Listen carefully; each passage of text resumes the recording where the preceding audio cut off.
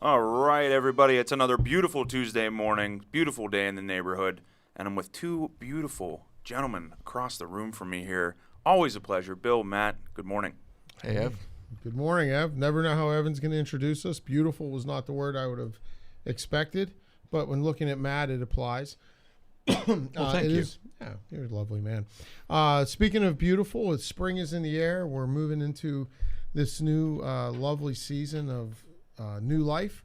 Our battling Buccos are 500. Baseball's going on, and there's not a whole lot to be upset with in the world right now, I'd say. So here we go, another Tuesday morning. Thank you all for being with us. As a reminder, we're trying to transition as much as we can to practical questions for you guys. And if you have any of those questions, please submit them to Evan at Tellerico Group, and we will be sure to answer those questions in either the show as they come in or set them up for a topic in following weeks. And that's what leads us into today.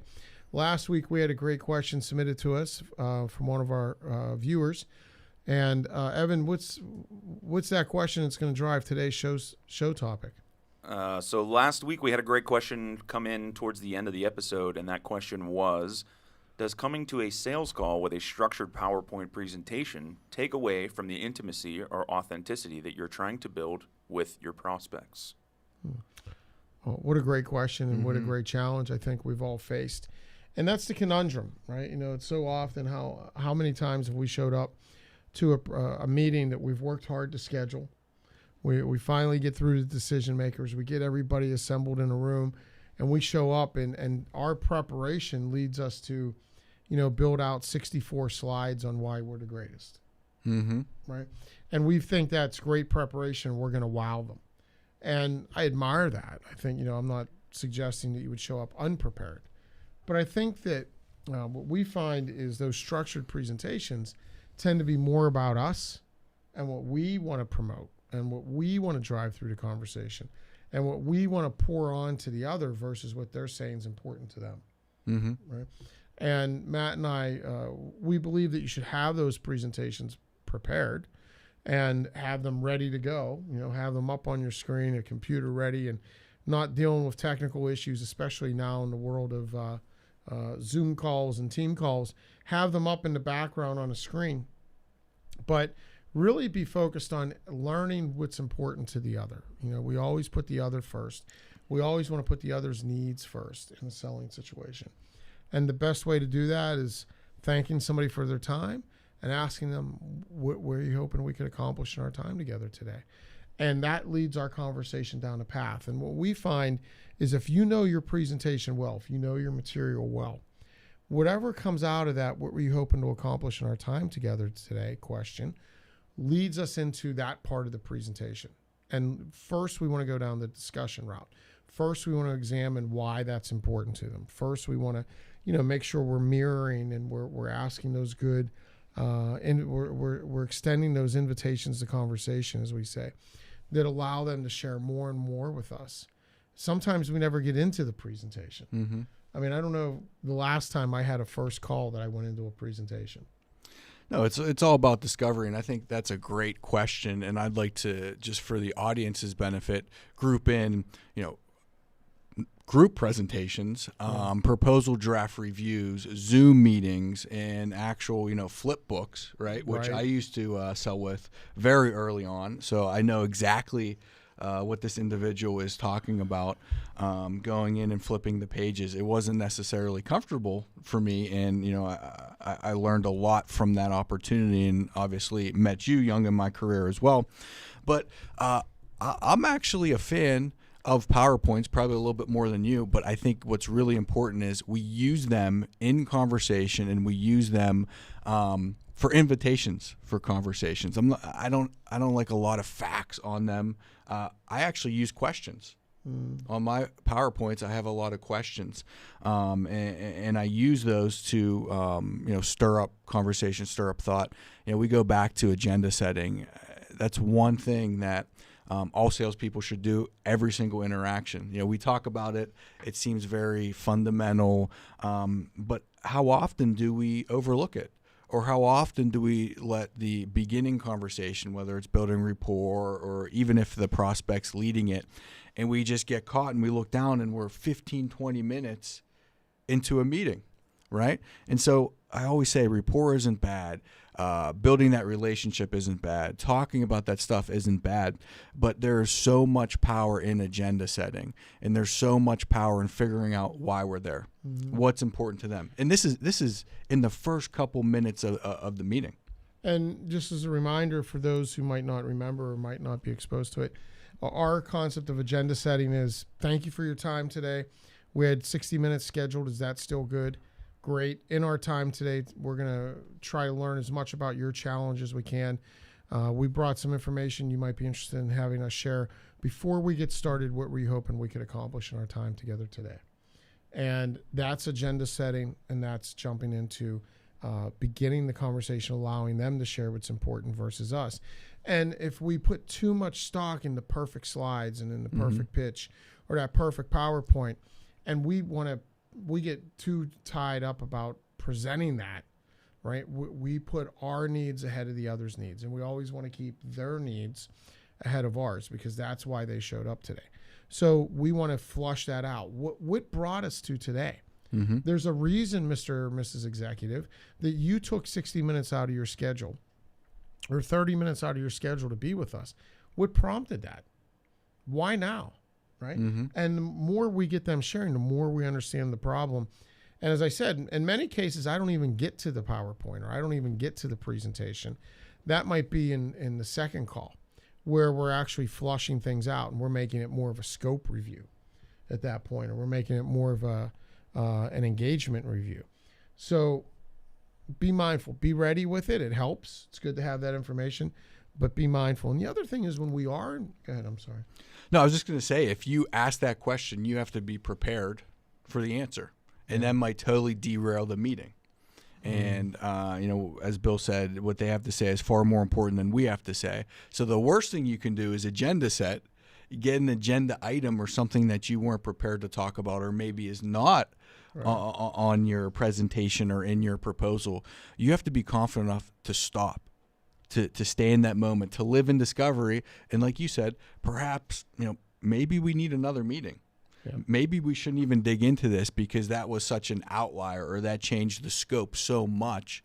We have to be comfortable enough to just stay there and live in discovery. So, no, that's perfect because, we talk about what are you hoping to accomplish today as being our driver because we want to give them the opportunity to share what's important and know what's important to them. Sometimes we have to be ready for understanding that this first meeting, what are we trying to sell? We always talk to people that are doing biz dev or making cold calls and say, what are you really selling in that phone call? You're not selling your service, right? What are you selling? Are you selling the meeting? So you're trying to get to a first meeting? Are you selling just awareness? Are you selling an invitation to an event? What is the goal of that call? Be prepared for the goal of that cold call or warm call. Likewise, with the first meeting, what's the goal of the meeting? For many of us, we can't go in and sell everything that we need in an engagement in one meeting. If you're selling advanced technology, if you're selling advanced professional services, you're not going into a 60-minute meeting and coming out of there with a huge contract. So what are you selling in that meeting? Is it a proof of concept? Is it a second meeting? Is it an audience with a larger group that has more insight into the challenge? Be ready. Know what you're selling in that meeting, and it's going to drive how you address that conversation. So, good point. And I would argue that the meeting could even be just to uncover what's important to them, uncover what's going on, their current situation, and uncover maybe some pain. I think salespeople are so quick naturally, right, to hear pain and to rush to the solution. They think that first meeting would be, we have something on the table that they could buy, right? But that's why we're such big fans of proposal draft reviews. And that's what we want to sell. Yeah. When we show up thinking our quote is their problem, and when we show up because we don't have a healthy pipeline because we haven't worked hard enough to build one, then we're holding too tight, right? We start gripping too tight. And that's when we show up with ideas of what we want them to buy versus showing up with the open heart and the open ears to understand what they need. And shame on us when we do that. And sometimes we're preconditioned to do that when we show up with the You know, the company built or company inspired 65 slides that we have to get through in the next 42 minutes. You know, it's, what kind of meeting is that when I'm just data dumping fast slides on you? Yeah, and you, when you mention precondition, that brings up another thought. And sorry for derailing. It's your show, Matt. I'm just along for the ride. Yeah, I appreciate that. I was waiting for you to realize that, but that precondition, you know, there's another thought that comes to mind, and you know, precondition that what we have to offer, aspects or element of what we have to offer, are helpful, where that's not always the case. You know, there's an example last week. I was talking to a salesperson for one of our clients, and you know, they're in the fittings, the hose, industrial settings, do a lot of dropping off of orders, and you know, you can place orders, you know, in the warehouses and things, so they have spare parts. And you know, talking to the individual, and she said, well, you know, I put the stuff away. Right? I go there and you not only buy from me, but I'll stock your shelf. I'll make it all nice and pretty. I'm there 2-3 hours extra. I know the competition's not like that. Well, you know, I dug in a little bit and I said, is that helpful to them? Right? Does that look like help to them? Like that? Do they like that? And is that an added benefit? Because what's their warehouse look like? Oh, they have piles of stuff everywhere. Right? Nobody puts the stuff away. Well, is that consistent? So it might not look like help to them. So before we go down that path and say, we do this, we have this, stop, pause. Does that look like help? You know, what would that do for your organization? What would that do for you personally? And they might say, nothing, right? But when we have that presentation, when everything's pre-built and we're not asking about that, we're not confirming that that's valuable, we run the risk of talking for 50 minutes and them saying, well, yeah, anyways, this is what I really want to talk about, or this is what's really important. Right. Back on slide 12. Yeah. It's like, and Matt always loves to say, never assume, always confirm. And we had a situation last week also on my side with one of my clients that they asked us to help them review their value pitch and the value statements they're sharing with prospects and new clients. And they put so much good work into it. And by the way, the company's ridiculously good. I mean, just ridiculously good, heads and shoulders above the competition, all about culture, all about customer service and care. And I said, one question before we dig into actually evaluating the value pitch is, who told us this is value? I said, what do you mean? I said, well, like, who said this is value? Is this what we think is value? Or is somebody in the market actually confirmed, oh yeah, this is great value. This is why I work with you. This is why I refer people to you. This is why we continuously come back to you. And when we have our pre-built pitches that we go out and share with everybody, before we find out what's important to them, we run the risk of telling them what we think is value, right? What we think is our differentiator, what we think is important to them. And we run the risk, if we miss on that, where they go, yeah, that's interesting, but what I really want is this, which is something we might do, but to us it's like so innocuous, you know, we just kind of, we keep it hidden. We're missing the opportunity of being able to uncover what's really value to them, right? And it's all, as Ricky Matthews likes to say, help is only help when it feels like help. And value is only value when the customer or the client says it's value. The things that we say are value aren't value until someone else confirms that. And when we have our pre-built pitch that we have to get through because it's so important in our minds, we run the risk of really missing those value points and missing the opportunity to convey and talk about and solve something that's painful to the other. So also, let's talk about how we use PowerPoints in our virtual meetings now, because we're all doing that, right? At some point, we're going to be in a Zoom or a team this week, and we're going to be going through how a PowerPoint online and sharing our screen and all that. And I think one thing we need to be aware of is if we're going through slides via Zoom, great, we have to do it. But when there's a conversation that ensues or a question about that slide, stop sharing your screen, because we want to get back to camera. You know, you think about it, if we were in a room and there were 3 or 4 of us in a room and I was going through a PowerPoint, we'd all be looking up there at the PowerPoint. And then when the question about the slide came up, would do what? Would look at each other and talk. So when we're on Teams or we're on Zoom and we're sharing slides, when the conversation starts about those slides and we're no longer advancing slides, let's stop sharing our screen so we can make eye contact and talk with the people again versus talk, with just the screen up and a slide that's not as important as it was a few moments ago. Mm-hmm. And I actually love the opportunity with Zoom or Teams. There are a lot of salespeople out there during the pandemic that had to adjust, but I think I'd rather be in person, but I think there's a lot of benefits when you have control of the screen and when you're able to keep people on a certain page. You think about proposal draft reviews. Mm-hmm. When we were doing them in person, we were always comfortable with taking one, single proposal, being on the other side of the table from them and flipping it and asking questions because you get to control it. What happens when you give someone a proposal? What do? Automatically go back, price, and then whether it's good or bad, they're zoned out. And so, one thing I wanted to mention, when we do find ourselves on a PowerPoint or a PDR and we're talking too much, we can all catch ourselves talking too much. A couple of questions that I love to just ask are, how we doing so far? What on this page jumps out to you?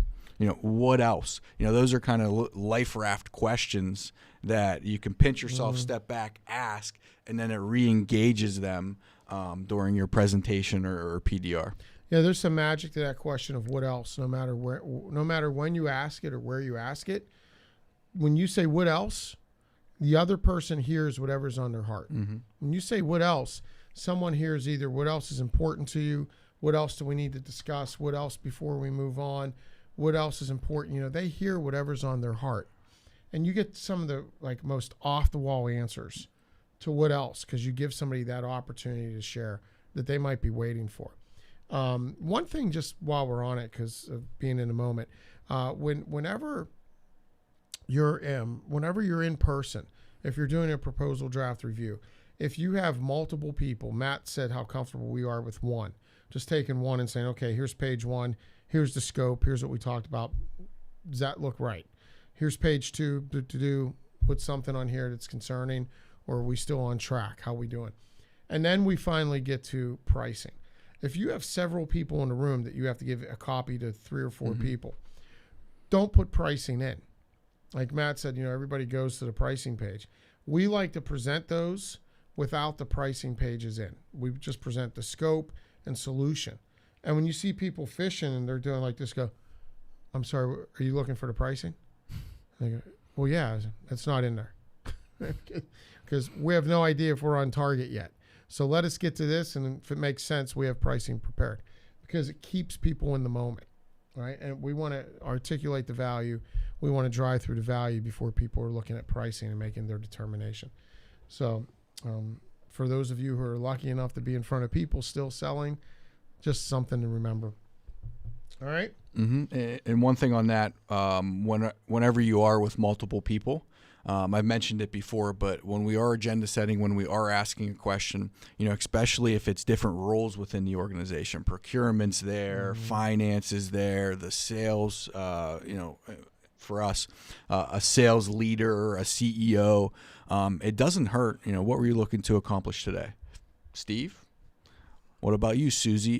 Go around the room, because they might have different answers and they have different investments in the project, and they're on the same team, but finance is looking for something different in the proposal that procurement or legal might be looking at. So it's a great opportunity to ask that question, and many times internal discussions happen, and I love that, because I just sit back. You asked one question and you're able to continue the conversation and say, well, tell me more about that, Steve. Yeah. Or this is what I heard, do you agree with that? Or how does that affect what we're about to discuss? So it's a great opportunity when there's multiple people in a meeting. Yeah, and remember, our job is just to keep people sharing, because what they have to tell us is far more important than what we have to tell them. And you might hear somebody say something like, well, we want to find a solution that fits in our budget.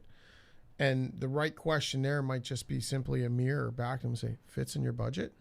We'll go, well, yeah, our budget's $250,000, and your budget's $250,000. Well, yeah, that's what we came up with. And sometimes just sharing information back to them in a questioning tone and in that light tone of inviting more conversation.